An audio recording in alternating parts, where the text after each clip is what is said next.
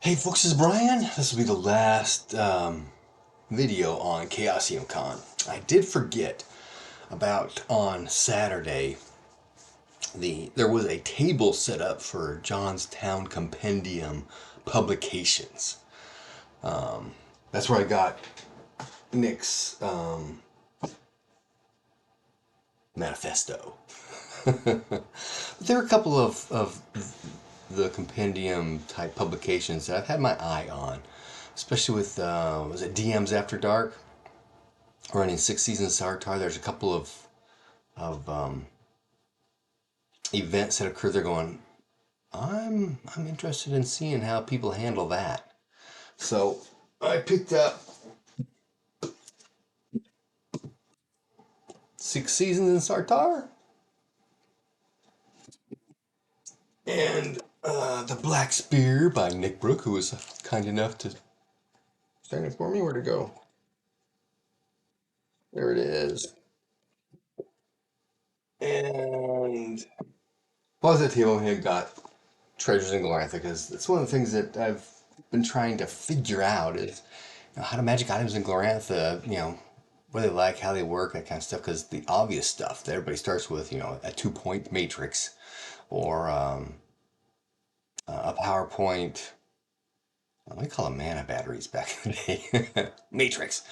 Or something that gives you a +10 to worship or some rune metal or something like that. The basic stuff that is, I don't want to say prevalent, but seems to be. And then Weapons and Equipment came out with 12 pages of different sorts of generic magic items. Um, I'm always interested in seeing how do other people do that. So I grabbed that as well. Again, I spent way too much money. Okay. Is there anything else I missed?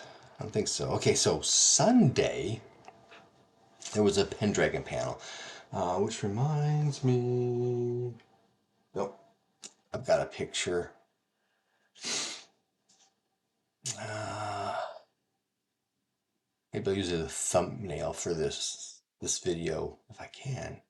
I've had problems moving my picture from my phone around. But anyway, so the 6th edition Pendragon starter box set.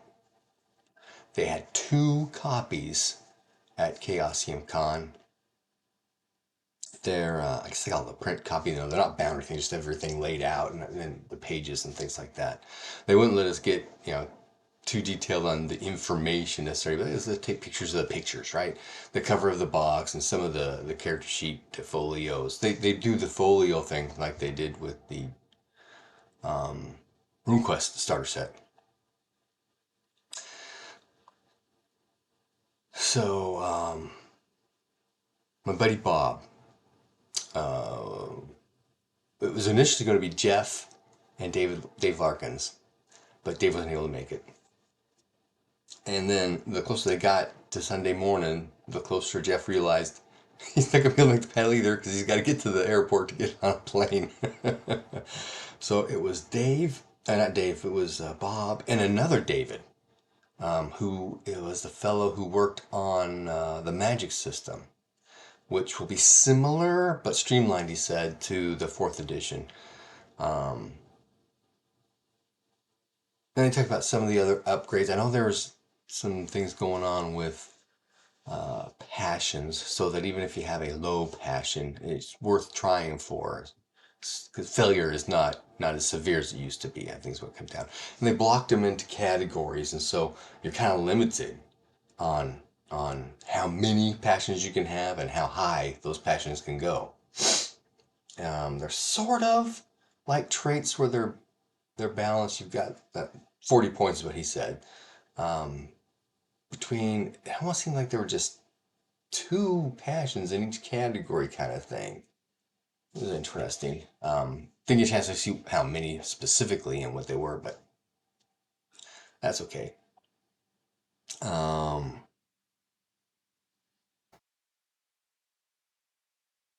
but before the seminar, we were sitting in the lounge. Well, I came down, and in the lounge area, Bob was at a table with this lady and with Neil from the White Bull campaign. You know, Jeff's Chaosium in-house Runequest game. And I met Neil at, I think it was ChaosiumCon, some little convention.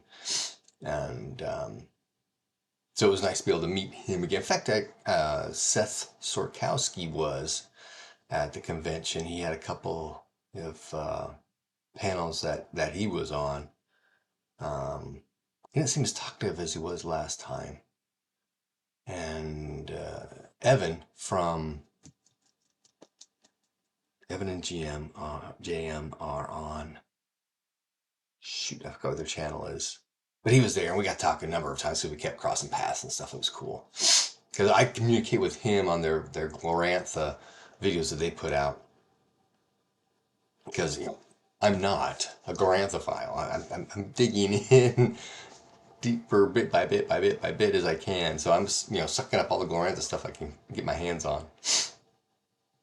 And so I'll make comments, and, you know, he'll reply back. It was cool. We were just talking, you know, generic stuff, nothing fancy. And then Neil, got pulled away with, you know, some business. People working projects that he's involved with wanted to discuss things with him, so they went off to a corner to discuss business stuff. And it turns out this lady at the table with me and Bob is Suzanne, Greg's widow. And at first I did not know that. It took me a while going, wait. This has got to be. And then Bob later on told me, yeah, she was, or is. But I got to hear her story about how she and Greg met. And then I got to share, you know, my story of how I got into role-playing games and stuff. And Bob did too, so I got to find out a few things about Bob I didn't know. Like, Bob had been in the Marine Corps. Did not know that. So it was a really cool Sunday morning. And it was supposed to rain all day Saturday and all day Sunday from the weather stuff I was watching for last week. So my car is a total mess. So I didn't bother. It was going to rain for 2 days. Just don't worry about it. But it didn't even start spitting until Sunday at noon when I was leaving. And it was overcast, partly cloudy most of the way back across Ohio and Pennsylvania. But once I got to Pennsylvania, just north of Baltimore, where the turnpike or whatever they call it ends, then it got Sunday, so the top came down again. But it was really weird because as I was coming across, Waze kept telling me increased traffic, add a half hour to your time. Oh, God, what's happening? But as soon as I got off the turnpike, there's this little town there, and everything went through there was normal. I recognized all this stuff. But then I started going down some highway to US 50. I'm going, where's this taking me? Because US 50 usually goes kind of around DC. But it ended up taking me back. So I came down west of 95 into Maryland, and then actually a little piece of West Virginia, and then back to Virginia. And I'm going down 81, which goes down to the Shenandoah Valley. I'm going, how far south am I going? But it cut me back from 81 to 610, which is the highway, the main strip here in Stafford. But it's going through these county roads. And I wasn't too worried about county roads, but I started going after dark. And I'm going through these forested neighborhoods. Go on this road, this drive, and I'm turning 90 degrees 3 or 4 times through these little, not cul-de-sacs because they're just, crossroads and stuff, but I was worried. I was lost. And at that point, I didn't turn Waze back on after I stopped and got something to drink after the turnpike. So I just had Google Maps up, and this time so I pull over, bring Waze up, and Waze tell me the same thing. So I go through these neighborhoods and end up coming. There's an outdoorsman club way out east on 610 that we did some scout stuff at. So as soon as I saw that sign, okay, I know where I am. Come on home. So it was a nice drive on the way back. Oh, so that was ChaosiumCon 2023 for moi. Happy gaming.